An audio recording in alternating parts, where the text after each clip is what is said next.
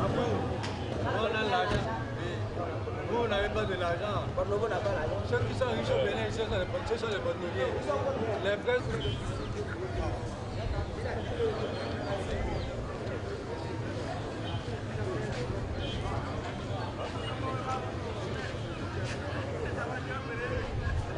Le président Yahi Boni et son gouvernement nous ont jeté au visage que leur gestion du dossier Sensad fut une calamité.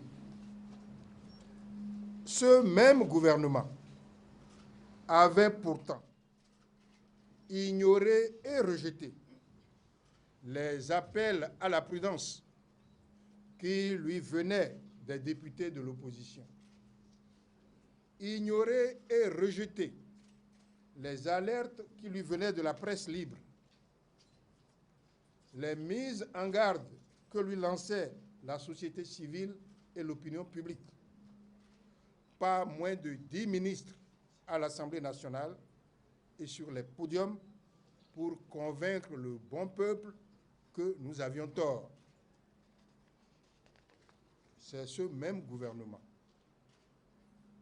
qui déclare aujourd'hui que des milliards de nos francs se sont volatilisés dans la seule réhabilitation du Centre international des conférences et du Palais des Congrès. Et sans aucune pudeur, parce qu'il prend les Béninois pour des moutons, il dénonce un ancien ministre et quelques lampistes, les fonctionnaires de ce ministère.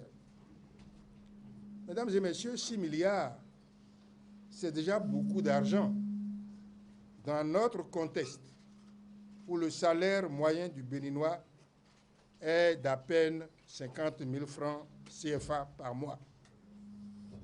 Mais ce que le gouvernement n'a pas osé dire, et qui pourtant figure en filigrane dans le communiqué, c'est le montant des sommes détournées, le montant des manques à gagner pour l'État dans ce qu'il a appelé la viabilisation des sites, la construction de villas, l'extension du parking de l'aéroport, le bitumage de la voie aéroport Place du Souvenir, Carrefour Air Afrique. Le rapport de l'IGE relève pourtant que ces marchés-là aussi contiennent de graves irrégularités, des privilèges illégaux, c'est-à-dire des exonérations fantaisistes et préjudiciables au trésor public, des paiements injustifiés dont il se garde bien de dire au bon peuple quel en est le montant et quels en sont les heureux bénéficiaires. C'est dire, mesdames, messieurs, que le dossier CIC Palais des Congrès n'est que la face visible de l'iceberg et que le peuple béninois doit connaître la vérité, toute la vérité. Les marchés de gré à gré consentis en violation de la loi, les OP, le marché des véhicules d'occasion, les microcrédits. Le peuple béninois veut avoir des chiffres, des noms et des sanctions. La haute cour de justice ou les tribunaux ne sont pas faits seulement pour les lampistes ou les anciens ministres. La haute cour de justice et le pouvoir judiciaire sont faits aussi pour les ministres en exercice et pour leurs chefs. Oui, mesdames et messieurs, j'ose le dire tout haut, le roi est nu, le poisson pourrit toujours par la tête. Ce gouvernement, mis en place pour assainir la gestion du pays, nous précipite au contraire dans le gouffre. La première année, ils nous ont endormis, diabolisant leurs prédécesseurs en nous annonçant qu'ils n'ont trouvé dans la caisse de l'État que 200 millions CFA seulement, nous prenant pour des moutons, alors que nous savons que pour le seul paiement des salaires du mois, il leur fallait 3 milliards de francs CFA. Ils ont engagé cette année-là des audits à tout va, dont nous attendons encore les résultats. C'était la période du gouvernement ventilateur.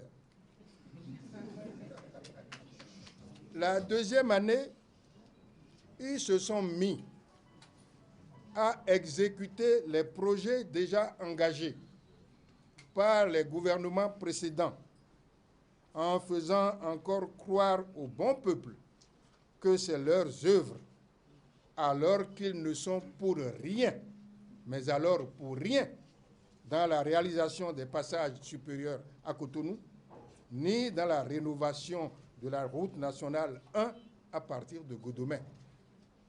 Ou, si je veux me corriger, je dirais que s'ils y sont pour quelque chose, c'est d'avoir changé les entrepreneurs initiaux et de les avoir remplacés par leur propre réseau de cousins et d'amis. Je l'ai dit à Boycon. Enfin, à l'entame de la 3e année, ils se sont lancés dans une campagne électorale précoce et effrénée, n'hésitant devant rien pour détruire l'édifice de paix et d'harmonie que constitue le Bénin. Vous vous en souvenez, ils ont fait une marche contre la corruption, alors que la corruption est leur credo. Corruption des députés par le chef de l'État lui-même, corruption des institutions de contre-pouvoir, corruption de nos notables, corruption de nos chefs traditionnels, corruption d'une partie de notre presse. Yahi Boni considère que le peuple béninois est une marchandise qu'il peut acheter comme il l'entend. Ils ont installé la violence dans le pays. Toutes nos élections s'étaient jusqu'ici déroulées dans la paix, malgré leurs imperfections. Les vaincus acceptant la victoire des vainqueurs proclamés pour la paix du pays. Eh bien, depuis que Yahi Boni est au pouvoir, toutes nos élections se déroulent partout dans la violence, l'intimidation, la contestation, la modification des résultats, etc., etc. Vous le savez mieux que moi. Et enfin, NEC plus ultra, le président Yahi Boni a réveillé les démons du régionalisme le plus abject dans un pays attaché à son unité, qui considère que Hubert Maga fut un bon père de la nation, qui a adulé Mathieu Kérékou pour son habileté à gérer les tensions, tout comme ils adorent Nicéphore Soglo pour le travail exceptionnel de redressement qu'il a accompli au lendemain de la conférence nationale. C'est ce pays-là, le Bénin, du nord au sud et de l'est à l'ouest, que Yahi Boni et son équipe veulent détruire à la seule fin de se maintenir au pouvoir. Vous avez été témoin des débats qui ont eu lieu à l'Assemblée lors de l'interpellation provoquée par le comportement et le discours du ministre Fayon, de sorte que nous pouvons dire aujourd'hui que à la mauvaise gouvernance politique a succédé la mauvaise gouvernance économique et financière. Nous sommes, pour notre part, déterminés à nous battre pour que le président Yahi Boni et les prédateurs qui l'entourent s'en aillent en 2011. Nous voulons que 2011 soit la date de l'alternance effective au Bénin et nous emploierons pour y parvenir tous les moyens que la loi met à notre disposition au niveau parlementaire, mais aussi dans l'expression des libertés publiques, les marches, les saisines d'autorité, les commissions d'enquête parlementaire, les questions écrites et orales, les interpellations, etc., etc. Les nouveaux pilleurs de l'économie nationale ne passeront pas, nous leur ferons rendre gorge. Je vous remercie.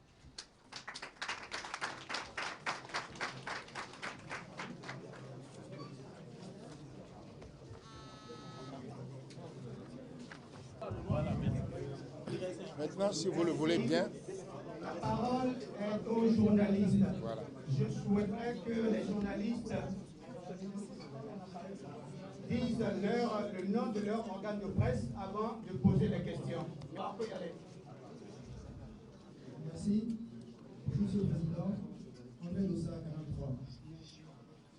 Monsieur le Président du PRD,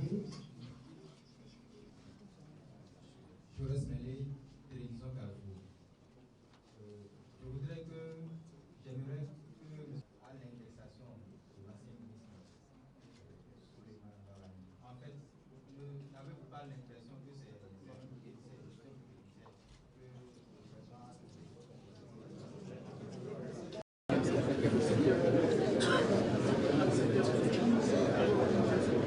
Merci beaucoup, monsieur le Président. Je suis du journal L'événement précis. Ma première préoccupation commence par celle qui vient de s'achever. Je voudrais donc, dernière sortie médiatique, et vous a été reproché de ne pas vous conformer à la loi portant le statut de l'opposition. Qu'en dites-vous, monsieur le Président? Troisième et dernière préoccupation. Le budget remanié, vous avez voté contre et dit, est-ce que c'est le ministre qui est coupable ou bien c'est le chef de l'État selon Adrien Mourigi? Merci. Je crois très sincèrement qu'il s'agit d'une absence purement circonstancielle. Nous sommes dans les meilleurs termes avec la RB et je peux vous dire qu'il n'y a pas de jour pratiquement où nous nous rencontrions, où nous ne nous parlions. Nous nous sommes parlé aujourd'hui au président Soglo et à la présidente Madame Rosine Vieira Soglo. Nous nous voyons demain en réunion et par conséquent, l'absence de la RB n'a rien à voir avec des spéculations d'ordre politique. Je voudrais ajouter, puisque c'est cela qui est en filigrane, que ceux qui se préoccupent du décès du G4 devront attendre encore longtemps. Le G4 se porte très bien. Après, je vous dis, nous nous sommes parlé hier, nous nous sommes parlé aujourd'hui, et demain nous allons nous parler, nous allons nous voir demain. Je ne peux pas faire meilleure réponse. Cela étant, comme vous le savez, chaque chef de parti, chaque parti politique, tout en étant au sein du regroupement, a des activités qui lui sont propres, et en fonction des agendas et en fonction des calendriers, les autres viennent y assister ou ne viennent pas y assister. Bien. J'ai entendu l'un de vos collègues demander si le président Yahi Boni a eu tort de dénoncer dans son communiqué un ancien ministre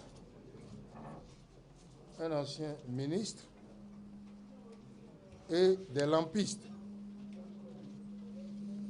Moi, je voudrais dire ceci.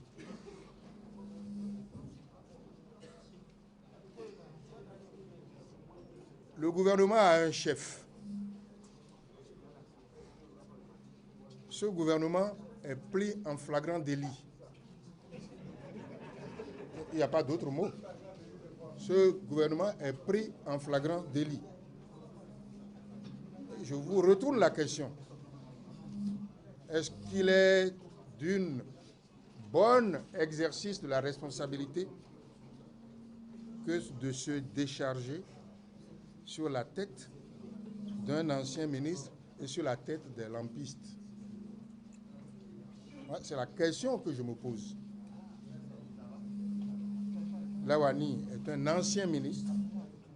Les autres personnes qui ont été citées sont des lampistes. Est-ce que le bon exercice de la responsabilité, c'est cela? Moi, j'aurais été à la place du président de la République. S'il tente et qu'il considère les faits comme avérés, c'est qu'il prenne les responsabilités qu'il faut vis-à-vis de lui-même. Car c'est lui qui les a nommés. C'est lui qui a voulu le budget remanié. C'est lui qui a envoyé 10 ministres à l'Assemblée et sur les plateaux dire que les députés de l'opposition avait tort de refuser ce budget et l'exécution qu'on voulait en faire. Il est malvenu aujourd'hui à mettre le seul ministre des Finances, ancien ministre des Finances, et des lampistes sur la sellette. Par conséquent, je dis oui, il a eu tort. Il ne peut pas y avoir une justice à deux vitesses. La justice doit être la même pour tout le monde, pour le lampiste, pour l'ancien ministre, pour le ministre et pour le chef de l'État. La Haute Cour de justice est faite pour ça. Voilà donc ma position. Il lui appartient de tirer les conséquences de ce qui est arrivé. Vous m'avez demandé, à propos du régionalisme, qu'est-ce que nous avons fait pour barrer la route au régionalisme. Je crois que le meilleur exercice que nous pouvons faire pour barrer la route au régionalisme, c'est nos comportements, nos propos, nos actes. Regardez, nous sommes G4, force clé, G13. Tout le Bénin est dedans. Tout le Bénin est dedans. Et nous avons dit, à Boycon, où nous sommes réunis, nous avons dit, bien que les uns soient du nord, les autres soient du sud, les autres soient de l'est, les autres soient de l'ouest, nous voulons un candidat unique. Par conséquent, nous sommes loin de l'idéologie que développe le chef de l'État lorsqu'il va au nord dire un tel est fond, ne votez pas pour lui, un tel est de telle ethnie, ne votez pas pour lui, etc., etc. De la part du chef de l'État, de sa bouche, je crois sincèrement que c'est déplorable. Vous avez posé la question de savoir pourquoi Soulé Lawani, seul, est-ce que ce n'est pas un règlement de compte? Moi, je ne veux pas rentrer dans les spéculations. Ce que je peux dire, c'est qu'à la lecture du dossier du Conseil des ministres lui-même, il y a deux volets. Il y a le volet CIC et Palais des Congrès, près de 7 millions, et 7 milliards plutôt, et on cite des faits et on met des noms en bas, Lawani et les comparses. Mais en premier, on a parlé du dossier des villas, de l'assainissement, du pavage, du bitumage, dont le montant s'élève à des sommes colossales. Et dont l'IGE dit qu'il y a des irrégularités. Dont l'IGE dit qu'il y a des exonérations, des privilèges indus, des paiements indus, des marchés mal faits. Et là, nous constatons qu'aucun nom n'est cité, comme si c'était le Saint-Esprit qui avait fait tout ça.